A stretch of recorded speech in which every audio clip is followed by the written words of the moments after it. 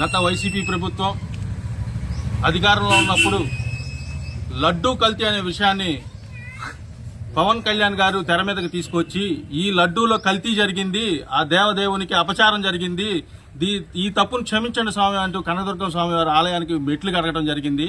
అలాగే దాని గురించి సిబిఐ సిట్టు ఇవాళ విచారణలో దాదాపు 10 రాష్ట్రాల్లో తనిఖీ చేయబడి 5 రాష్ట్రాల్లో కూడా ఈ కల్తీ నెయ్యికి సంబంధించిన గుట్టు రట్టు చేసి సిబిఐ విచారణలో ఇవాళ ఏదైతే ఒక్క చుక్క పాలు కూడా లేని నెయ్యిని పెట్టారు, కల్తీ నెయ్యి కూడా కదా, అసలు నెయ్యే లేకుండా ఒక్క చుక్క పాలు కూడా లేకుండా నెయ్యే లేకుండా దాన్ని కల్తీ చేయడం అనేది సిబిఐ సిట్ ద్వారా వాళ్ళ విచారణలో చెప్పడం జరిగింది.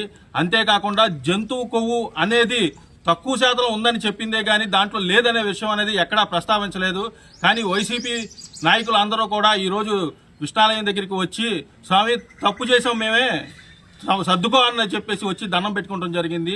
ఆ దేవుడితోనే మీరు ఆటలాడుతున్నారు. రేపు రానున్న రోజుల్లో మీరు శాశ్వతంగా అధికారంలోకి రాకుండా చేయడానికి ఆ దేవుడు మీకు సిద్ధంగా ఉన్నాడని చెప్పి ఈ సందర్భంగా తెలియజేస్తూ ఈ ఆలయాన్ని మీరు నడిచిన కాళ్ళతో ఈ ఆలయాన్ని అపవిత్రం చేశారు. దాన్ని ఈ రోజు పసుపు నీళ్లతో కడిగి శుభ్రంగా చేసి మళ్ళీ మీరు ఇలాంటి ఆలోచనలతో ఆలయంలోకి అడుగు పెట్టకూడదని చెప్పేసి ఆ దేవుని మనసారా కోరుకుంటూ మీకు తగిన బుద్ధి ఆ దేవుడు చెప్తాడు, మీకు మనసు ప్రశాంతత అనేది లేకుండా మీకు చేస్తాడని చెప్పి కోరుకుంటూ యావత్ భారతదేశం మొత్తం హిందువుల మనోభావాలు దెబ్బతీసిన మీకు కఠిన శిక్ష ఆ దేవుడే విధిస్తాడని చెప్పి తెలుపుతూ సెలవు తీసుకుంటాం.